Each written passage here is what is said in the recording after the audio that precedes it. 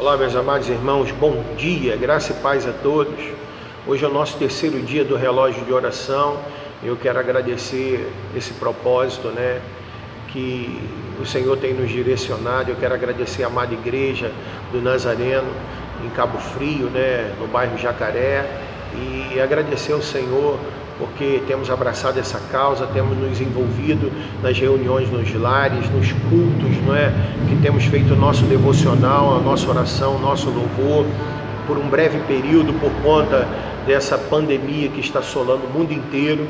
Nós não estamos nos reunindo, congregando, mas é um breve período, As casas estão agora representando a igreja do Senhor, onde é a verdadeira igreja que se inicia na família, nos lares, Mas em breve, daqui a pouco, estaremos, com uma solução vinda do trono da graça do Senhor e uma cura para essa pandemia aí, e em breve estaremos congregando novamente, adorando ao Senhor unidos, evangelizando nas ruas, nas praças.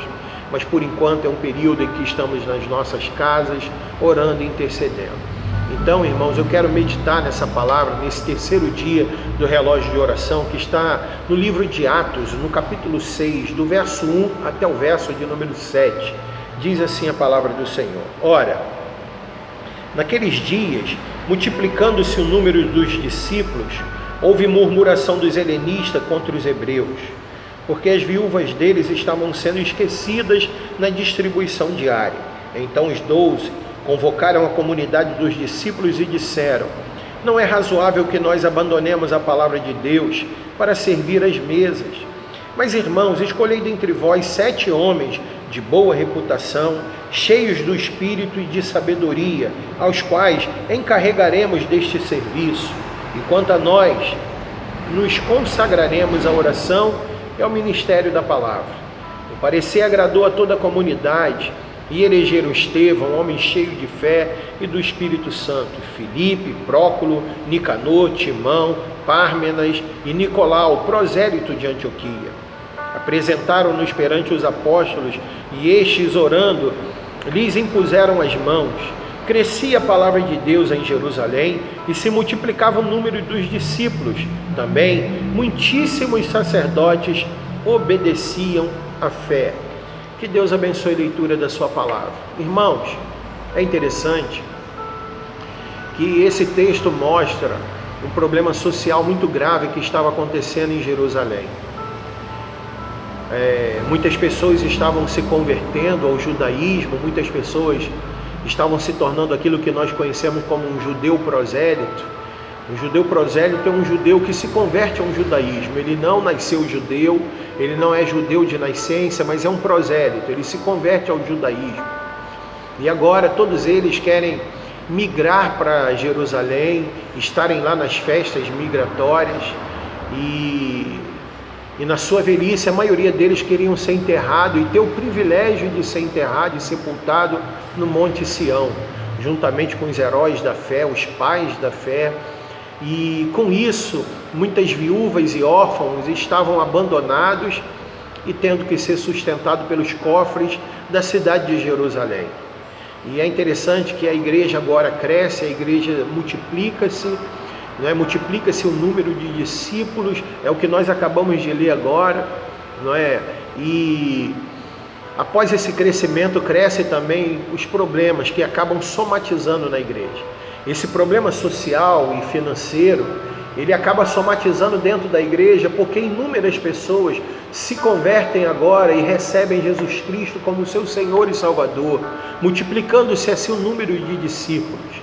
E os apóstolos que estavam pregando o Evangelho, anunciando a palavra e discipulando toda essa grande multidão, eles estão agora perdendo tempo tendo que distribuir alimentação diária, porque há entre eles muitos necessitados.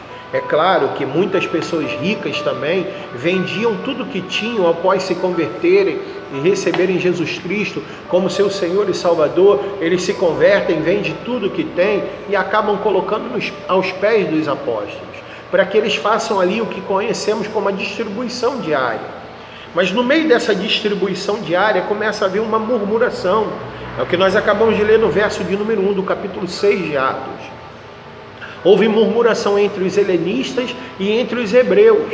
O que são helenistas? A maioria deles são judeus prosélitos, que não nasceram judeus, não é? E que eles têm um hábito helenista, meio grego, não é? Já os judeus hebreus são os hebreus ortodoxos, conservadores, que gostam de conservar toda a cultura judaica, todo o cerimonialismo, até a própria língua materna hebraica eles gostavam de guardar. E a gente percebe que agora eles se convertem, mas há entre eles uma discussão histórica que acaba sendo trazida para dentro da igreja. E agora, na distribuição diária, eles que já discutiam há muito tempo se convertem a Cristo, mas continuam discutindo. E os apóstolos olham para isso e dizem assim: olha, nós não podemos perder tempo distribuindo alimentação diária, distribuindo alimento para vocês, servindo a mesa. Não é que isso seja indigno, não é que isso seja um trabalho que não é um trabalho honrado, pelo contrário, os apóstolos não podiam perder tempo com isso, que eles tinham que pregar o evangelho, tinham que discipular essa grande multidão que haviam se convertido a Cristo, dentre eles muitos sacerdotes. E agora ele reúne a igreja e diz assim: nós temos um problema e temos que buscar a solução. Escolhei dentre vós 7 homens de boa reputação, cheios do Espírito Santo e cheios de sabedoria. E diz a Bíblia que eles fizeram a escolha. Como está aqui no verso de número 5, diz que eles escolheram Estevão, homem cheio de fé e do Espírito Santo, escolheram Filipe, Próculo, Nicador, Timão, Pármenas e Nicolau, um prosélito de Antioquia. Esses homens agora são conhecidos como o que nós chamamos na igreja de diáconos, porque a palavra diácono significa serviço. Eles agora foram capacitados, não é? Mas eles vão servir a mesa, distribuir a alimentação diária, mas não farão isso de qualquer jeito. Tem que ser gente de boa reputação, cheios de fé, cheios do Espírito Santo, dando bom testemunho, tendo um bom conhecimento da palavra do Senhor. O que a gente percebe, irmãos, é que a igreja ela vai se multiplicar, e ela está se multiplicando na face da terra. Mas juntamente com a multiplicação da igreja, juntamente com o crescimento da igreja, virão também os problemas.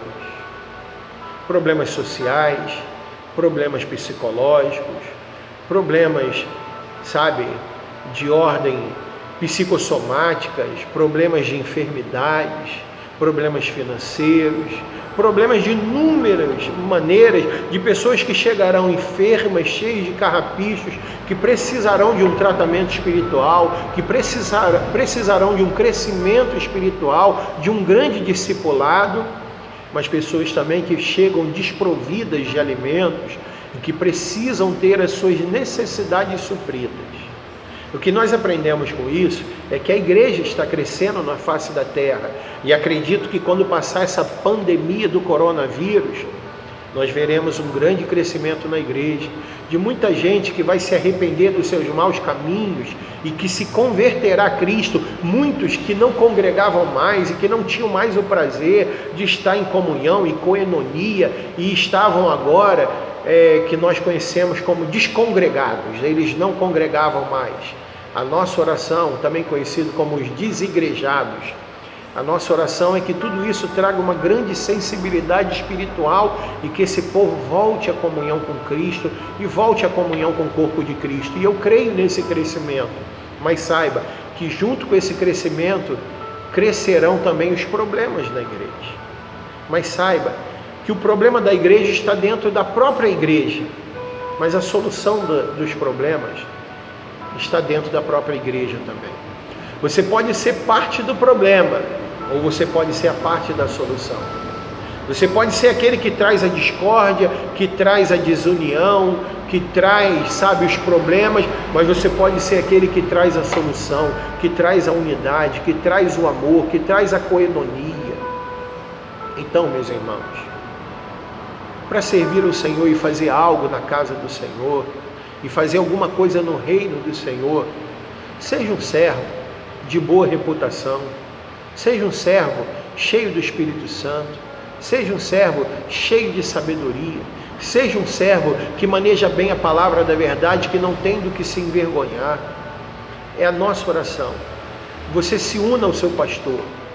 Não importa onde você congrega, e diga ao seu pastor: pastor, eu estou aqui para trazer soluções. Eu estou aqui para, de mãos dadas com o Senhor, te ajudar, te abençoar e fazer com que a nossa igreja seja uma igreja que cresça na graça, no conhecimento do nosso Senhor e Salvador Jesus Cristo, mas acima de tudo, que seja uma igreja sarada, onde os problemas existem, mas existem também as soluções. E a solução está no povo santo, um povo que tem boa reputação, um povo cheio de fé, cheio de sabedoria, cheio do Espírito Santo de Deus. Que Deus te abençoe.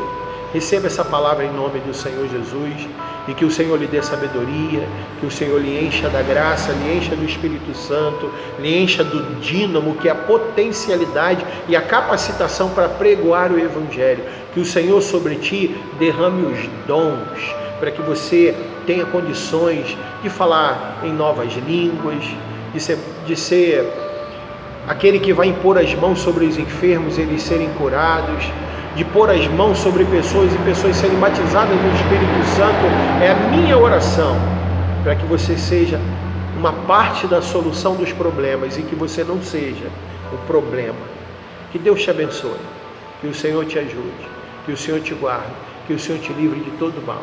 Receba essa palavra em nome do Senhor Jesus.